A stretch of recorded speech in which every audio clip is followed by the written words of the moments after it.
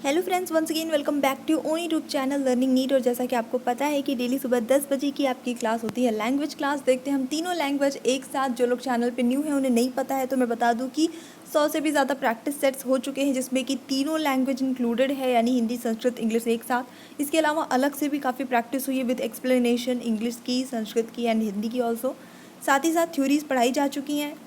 जिनके concepts clear नहीं है तो आप थ्योरीज के वीडियो देख सकते हैं। सबकी प्लेलिस्ट बनी है और लिंक डिस्क्रिप्शन बॉक्स में आपको मिल जाएगी। चलिए स्टार्ट करते हैं। तो हिंदी से शुरू करेंगे और इंग्लिश पे ख़त्म करेंगे। जो लोग चैनल पे न्यू है प्लीज़ चैनल को सब्सक्राइब कर लीजिएगा। तो आज का जो पहला प्रश्न है वो है, निम्नलिखित में से किस शब्द में उर्दू उपसर्ग है? अनमोल, प्रख्यात, प्रतिकूल, नाराज। जिसमें उर्दू उपसर्ग का प्रयोग हुआ हो।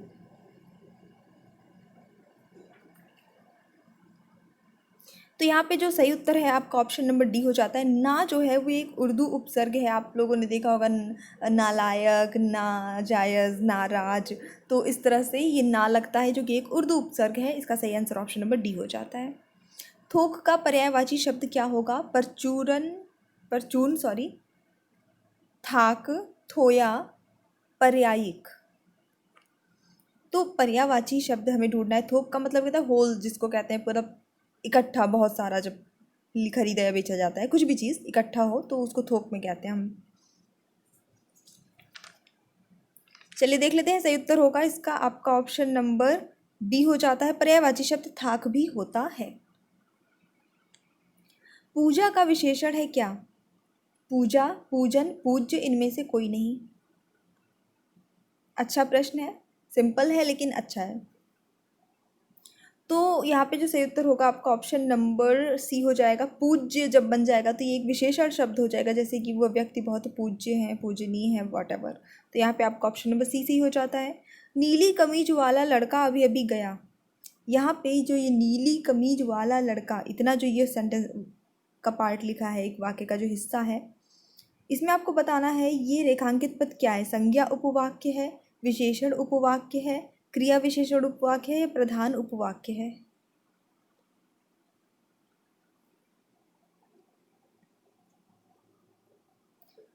चलिए देख लेते हैं। यहाँ पे जो सही उत्तर हो जाता है आपका इस प्रश्न के लिए वो होता है ऑप्शन नंबर बी। ये एक विशेषण उपवाक्य है, क्योंकि कहीं ना कहीं कमीज की विशेषता बताई जा रही है, नीली, नीली कमीज। और लड़के की भी कहीं ना कहीं बताई जा रही है विशेषता कि कौन सा लड़का, वो जिसने नीली कमीज पहनी है वो लड़का। ठीक है, नीली कमीज वाला लड़का। पादप का पर्यायवाची शब्द चुनिए। खाद, पौधा, पशु, इनमें से कोई नहीं। हिंदी मीडियम वालों को बहुत अच्छे से पता होगा, इंग्लिश मीडियम वालों को प्रॉब्लम हो सकती है इसमें। तो यहाँ पे जो सही उत्तर होता है इस प्रश्न के लिए, पादप का पूछा है। ठीक है, उत्तर सही होगा ऑप्शन नंबर बी, पौधा। इसको पादप कहते हैं। जो लोग हिंदी मीडियम से पढ़े हैं तो वो लोग साइंस में पादप ही पढ़ते हैं पौधे के लिए। अगला प्रश्न देखेंगे। अगला प्रश्न, विशेषण और विशेष्य के योग से कौन सा समास बनता है? द्विगु, द्वंद्व, कर्मधारय, तत्पुरुष।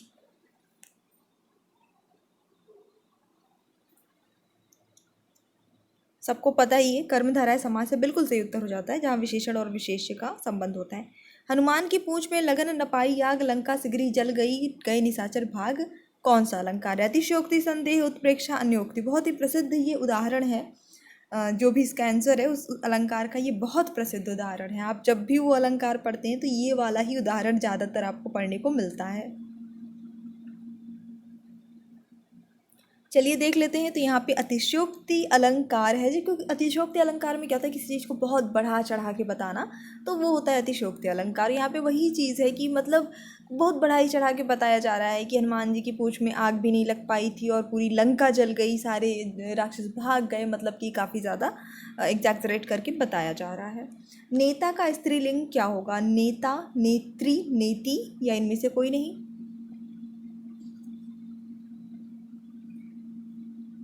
चलिए देख लेते हैं। जो सही उत्तर होता है वो होता है आपका ऑप्शन नंबर बी, नेता का स्त्रीलिंग नेत्री होता है। यानी कि अगर कोई महिला है वो नेता है तो हम उसे नेत्री कहेंगे। भूत, वर्तमान, भविष्य को देखने वाले को क्या कहते हैं? त्रिकालदर्शी, ज्योतिषी, भविष्य दृष्टा या फिर इनमें से कोई नहीं। जो भूत, वर्तमान, भविष्य तीनों देख सकता हो। तो क्योंकि भूत, वर्तमान और भविष्य तीनों काल को वो देख सकता है, इस वजह से वो त्रिकालदर्शी कहलाएगा। ऑप्शन नंबर ए यहाँ पे बिल्कुल सही उत्तर हो जाता है। अगला प्रश्न देखेंगे, भवन्तु पद में कौन सा लकार है, लट, लंग, लोट या लिट?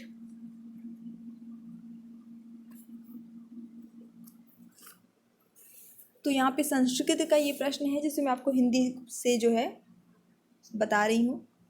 यहाँ पे जो सही उत्तर होता है आपका इस प्रश्न के लिए वो हो जाता है लोट लकार। ऑप्शन नंबर सी करेक्ट हो जाता है। भो धन अनम, ये पद का जब संधि होगा तो क्या बनेगा? फटाफट से देख लीजिए, ऑप्शन सब वही है, भावनम, भानुम, भवनम, भगवंतम, भोधन अनम। तो यहाँ पे जो सही उत्तर होगा भवनम बनेगा, भोधन अनम भवनम। ऑप्शन नंबर सी सही हो जाता है। कौन सी संधि है, कमेंट करके बताइए फटाफट से। भुक्त्वा, यहाँ पे कौन सा प्रत्यय लगा है, त्वा, ल्यप, तव्यत या कृत्वा?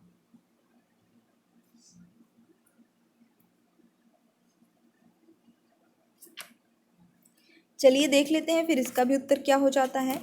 तो यहाँ पे जो है आपका कत्वा प्रत्यय लगा है जिसका त्वा शेष बचता है, क जो है वो हट जाता है। च वर्ण का उच्चारण स्थान क्या है? च वर्ण का उच्चारण स्थान संबंधी एक प्रश्न आपका आता है निश्चित रूप से, और ये काफ़ी आसान है क्योंकि आपने चाहे हिंदी में याद कर रखा हो चाहे संस्कृत में, बात एक ही है, दोनों में काम आ जाएगा। चलिए देख लेते हैं। तो यहाँ पे सही उत्तर हो जाएगा तालु। ऑप्शन नंबर सी सही हो जाता है। अंतस्थ वर्णों की कुल संख्या कितनी है, 3, 4, 5 या 6? सिर्फ आपको कुल संख्या बतानी है। तो सही उत्तर होगा यहाँ पे जो आपका ऑप्शन नंबर बी, 4 होती हैं, य, र, ल, व, ये अंतस्थ वर्ण होते हैं। अगला प्रश्न, म कौन सा वर्ण है, स्पर्श है, अंतस्थ है, ऊष्म है, संयुक्त है? म।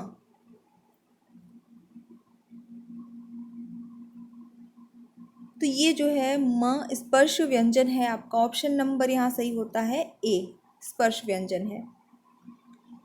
स्टार्टिंग के जो 5 सेट होते हैं, 5 वर्णों के, ठीक है, वो सभी स्पर्श व्यंजन है। प्रत्यहम, इस शब्द का संधि विच्छेद क्या बनेगा? प्रधन अहम, प्रतिधन अहम, प्रतिधन अहम, प्रत्याधन अहम?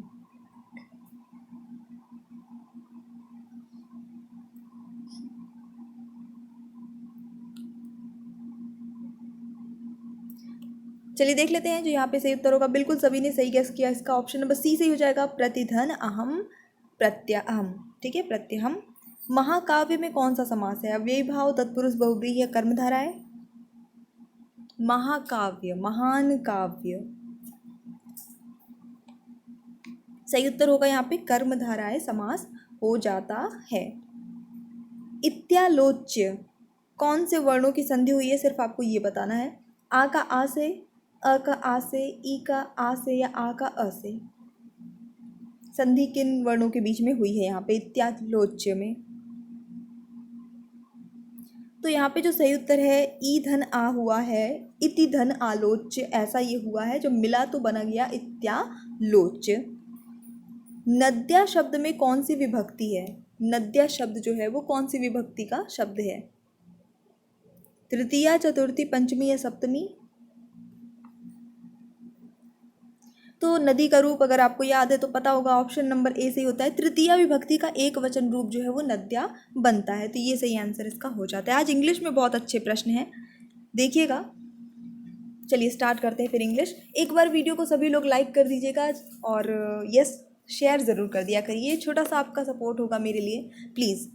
तो यहाँ पे आज का जो पहला प्रश्न है, इसमें ये बहुत अच्छा, आज का मेरा फेवरेट प्रश्न यही है, तो मैंने पहले नंबर पे इसे रखा है। Choose the correct transformation of the following sentence from complex to simplex, simple, sorry not simplex. तो यहाँ पे देखिए एक सेंटेंस दिया है, एक वाक्य दिया है जो कि एक कॉम्प्लेक्स सेंटेंस है। सेंटेंस 3 टाइप्स के होते हैं, सिंपल, कंपाउंड एंड कॉम्प्लेक्स, ठीक है। ये सब की थ्योरी पढ़ा रखी है, इंग्लिश ग्रामर की प्लेलिस्ट में आपको मिल जाएगा डिटेल से एग्जाम्पल के साथ। तो इसे आपको सिंपल में बदलना है। अब आपको ये करना होगा कि इसका मतलब भी ना बदले, मतलब सेंस इसका वही निकले जो ये कहना चाह रहा है, लेकिन ये चेंज हो जाए सिंपल सेंटेंस में, इसका स्वरूप जो है वो बदल जाए। चलिए देखेंगे ऑप्शंस क्या लिखे हुए हैं। पहले सेंटेंस देख लेते हैं। While there is life there is hope, यानी कि जब तक जीवन है तब तक जो है क्या है, उम्मीद है, कहना ये चाह रहा है। So long as there is life there is hope, life and hope are inseparable, until there is hope there is life, where the life is the hope is there। Guess करिए फटाफट से। ये सब हाई लेवल के questions हैं, मतलब आपके exam में कितना ही कठिन आ जाएगा तो इससे कठिन नहीं आएगा, ठीक है। तो चलिए देख लेते हैं। यहाँ पे जो सही उत्तर होता है वो होता है आपका option number B, life and hope are inspirable. अब एक यहाँ पे एक छोटी सी हिंट तो ये भी थी कि आप को यहाँ पे ना तो कहीं कॉमा था इस वाले सेंटेंस में, ना ही पे कहीं पे कनेक्टिव यूज़ हुए थे, तो ये सीधी सी बात है कि यही आपका सिंपल सेंटेंस है। दूसरा जो एक ये चीज़ था कि कोई कनेक्टिव यूज़ नहीं हुआ है, मैंने आपको ये ऑलरेडी बता दिया है। तो कुल मिला के सेंस भी देखिए वही निकल रहा है कि जो जीवन और उम्मीद है वो कहीं ना कहीं एक दूसरे से जुड़ी हुई है, क्योंकि इंस्पैरेबल का जो मतलब होता है वो होता है कि जिसको विभाजन नहीं किया जा सकता, विच्छेद नहीं, अलग नहीं किया जा सकता। तो कहीं ना कहीं सेंस वही निकल रहा है, जबकि ये इसका जो स्ट्रक्चर हो गया है वो पूरी तरह से सिंपल सेंटेंस का हो गया है। चलिए देखेंगे अगला आज का क्वेश्चन। आज के सारे क्वेश्चन अलग अलग टाइप के हैं, अच्छे हैं और हाई लेवल के हैं।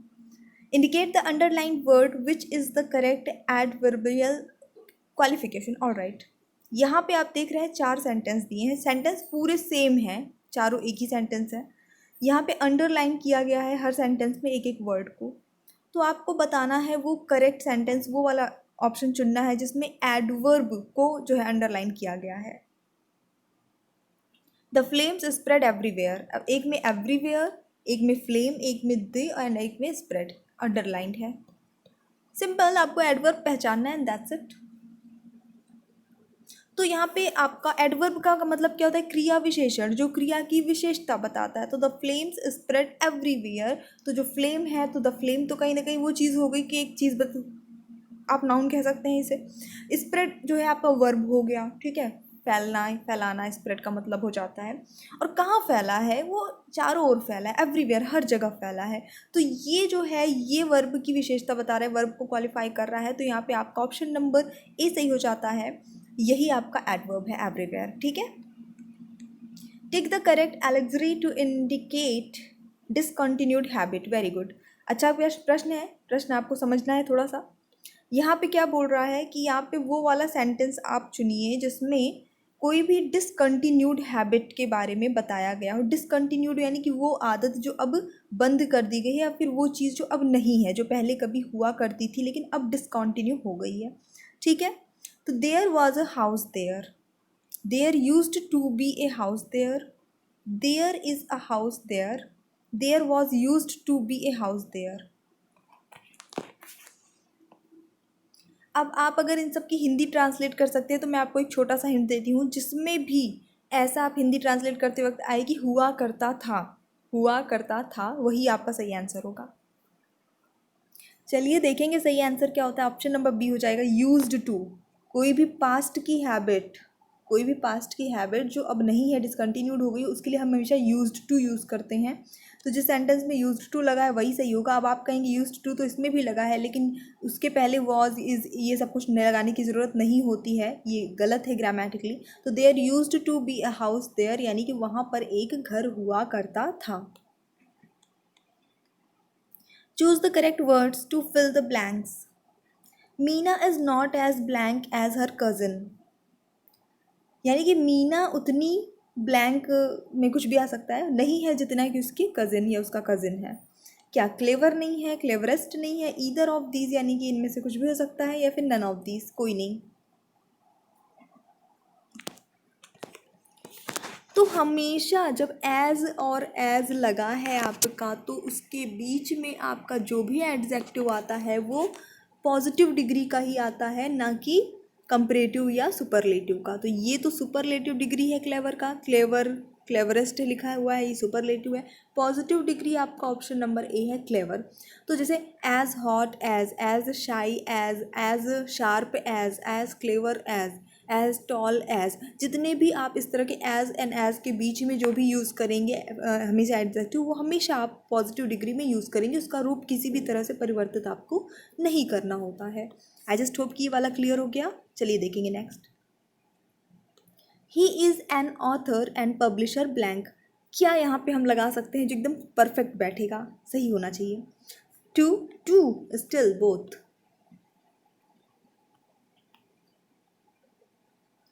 वह एक ऑथर और पब्लिशर है, यहाँ पे कुछ लगाना है लास्ट में।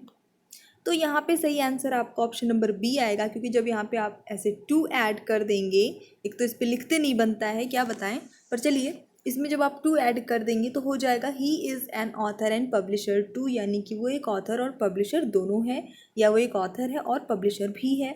ये सभी सेंसेस में यूज़ हो सकता है। तो जब किसी एक पर्सन के लिए आप एक साथ दो चीज़ें बता रहे हैं तो आप टू लगा देंगे तो आपका सेंटेंस बिल्कुल सही हो जाएगा। When he heard the news, blank he wrote to me. Then so hence no word is required, यानी कि ज़रूरत नहीं है यहाँ पे कुछ भी फिल करने की। भाई जब उसने खबर सुनी तब उसने मुझे लिखा, लिखा इन द सेंस की खबर लिखी, उसकी खबर की जानकारी दी, या फिर पत्र लिखा, जो भी है, मैसेज लिखा, कुछ भी हो सकता है, वो यहाँ कुछ भी ऐसा मेंशन नहीं है। हिंदी में बता दिया मैंने। चलिए देख लेते हैं। तो यहाँ पे किसी भी वर्ड की ज़रूरत नहीं है। When he heard the news, फिर कॉमा लगा दिया गया है तो किसी वर्ड की ज़रूरत नहीं। ही रॉट टू मी, अभी हम लोग कुछ देर पहले, यानी जो पहला प्रश्न हमने देखा था कॉम्प्लेक्स सेंटेंस का, तो वहाँ पे हमने देखा था कि कॉमा का यूज़ हुआ है, कुछ एक्स्ट्रा वर्ड्स यूज़ नहीं किए गए थे, ठीक है। तो बस वही वाला स्ट्रक्चर यहाँ पे भी फॉलो किया गया है। When he heard the news he wrote to me, जब उसने खबर सुनी उसने मुझे लिखा। He as well as I blank guilty. Is are will am, I के साथ क्या लगाएंगे आप यहाँ पे? बहुत अच्छा प्रश्न है ये। वैसे तो हमेशा आई के साथ आप एम लगाते हैं, आई एम, लेकिन यहाँ पे जो है वो इज़ लगेगा। और ये सब प्रश्न ऐसे हैं जो देखने में बहुत आसान दिखते हैं, लेकिन एग्ज़ाम में आपसे गलती होने की संभावना एक नज़र में हो सकती है। तो he as well as I guilty, I is guilty यहाँ पे आएगा। अब थोड़ा सा आप कंफ्यूज हो सकते हैं कि इज क्यों यूज़ हो रहा है। तो पहली बात, यहाँ पे ये अकेले अपने आप को नहीं बता रहा है, वो बता रहा है कि जब इस तरह से दो यूज़ हो रहे हों तो हमेशा आप जो ये वाला आपका पहला वाला जो भी प्रोनाउन या नाउन होता है, यहाँ पे या तो नाउन रहेगा या किसी का नाम रहेगा या तो प्रोनाउन रहेगा, उसके हिसाब से ही आपको यहाँ पे हेल्पिंग वर्ब फिल करनी होती है, ना कि इसके हिसाब से, ठीक है, पहले वाले के हिसाब से। और ये बात मैंने आपको जो पुराने प्रैक्टिस सेट 10-10 क्वेश्चन के सेट बस करा रही थी इंग्लिश के, बहुत पहले 2-3 महीने हो गए, तो उसमें भी ये चीज़ें मैंने आपको मेंशन की थी कि जब भी ऐसी सिचुएशन आती है तो पहला वाला जो आपका सब्जेक्ट होता है उसके अकॉर्डिंग ही आपको अपना हेल्पिंग वर्ब यूज़ करना है। ही के साथ क्योंकि हम इज़ लगाते हैं, इस वजह से यहाँ पे हम इज़ लगा रहे हैं। The military blank called out, was were will shell, military के साथ क्या लगेगा? देखिए एक चीज़ तो क्लियर है, कॉल्ड आउट लिखा है, ठीक है, विल का यहाँ पे यूज़ हम नहीं, फिर भविष्य काल का यूज़ हम नहीं करने वाले हैं, तो विल शैल पहले हटा दीजिए। अब बचा वॉज एंड वर, ठीक है। काल लिखा होता तो चांसेस थे विल का, ठीक है, but there is called which is past tense. तो यहाँ पे जो सही आंसर है वर आएगा, क्योंकि मिलिट्री का मतलब कोई एक इंसान नहीं होता, बल्कि पूरी टीम, एक पूरी आर्मी, एक पूरा ग्रुप होता है, ठीक है। तो यहाँ पे आपका ऑप्शन नंबर बी सही हो जाएगा, वर लगेगा, प्लूरल लगेगा। सो नेक्स्ट क्वेश्चन जो है इसमें क्या करना है, वो जैसा हमारा फर्स्ट क्वेश्चन था ना वैसे ही है। वहाँ पे कॉम्प्लेक्स को सिंपल में चेंज करना था, यहाँ पे कंपाउंड को सिंपल में चेंज करना है, ठीक है। सेंटेंस क्या है हमारा देख लेते हैं। He was dissatisfied and so he resigned, क्योंकि वो असंतुष्ट था इसलिए उसने इसीलिए रिज़ाइन कर दिया। अब इसको सिंपल में बदलिए, मतलब वही निकलना चाहिए।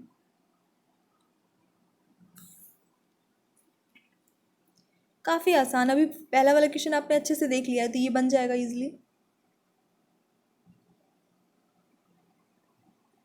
तो अगर आप वो कॉमा वाला कॉन्सेप्ट लेकर चल रहे हैं अभी भी तो आपका आंसर रॉन्ग हो गया है, ठीक है। कॉमा वाला कॉन्सेप्ट यहाँ पे नहीं आपका आएगा, यहाँ पे जो आएगा वो आएगा, क्योंकि देखिए अगर आपने ये वाला चूज़ कर लिया ना तो देखिए यहाँ पे बिकॉज लगा हुआ है, यहाँ पे बिकॉज से जोड़ा गया है दो सेंटेंस को, जबकि सिंपल सेंटेंस में ऐसा नहीं होता है, ठीक है। यहाँ पे जोड़ा गया है, आश्रित है यहाँ पे एक वाक्य दूसरे पे। तो ये नहीं होगा। यहाँ पे सही आंसर होगा आपका option number C, being dissatisfied he resigned, यानी कि डिससेटिस्फाई होने था इस वजह से रिज़ाइन कर दिया उसने, सेंस यही निकल रहा है। बट यहाँ पे कोई भी ऐसा जो है कनेक्टिव का यूज़ नहीं किया गया है, ना तो एज ही, ना तो बिकॉज, ठीक है, देयर फॉर, सो, एंड, ये सारी चीज़ों का यूज़ नहीं किया गया है। Option number C is correct answer. इसीलिए कहते हो प्रैक्टिस खूब करिए, जितनी प्रैक्टिस करेंगे उतने टाइप के क्वेश्चन आपको सॉल्व करने का एक्सपीरियंस रहेगा। नेक्स्ट, सिंपल से कंपाउंड में चेंज करना है, ठीक है, डी होना चाहिए। सिंपल दिया है, कंपाउंड में आपको चेंज करना है। ओके, ये है sentence, walk carefully to avoid falling, यानी कि गिरने से बचने के लिए सावधानी पूर्वक चलो। Walk carefully lest you fall, if you do not walk carefully you will fall, walk carefully otherwise you will fall, और walk carefully and do not fall. Compound.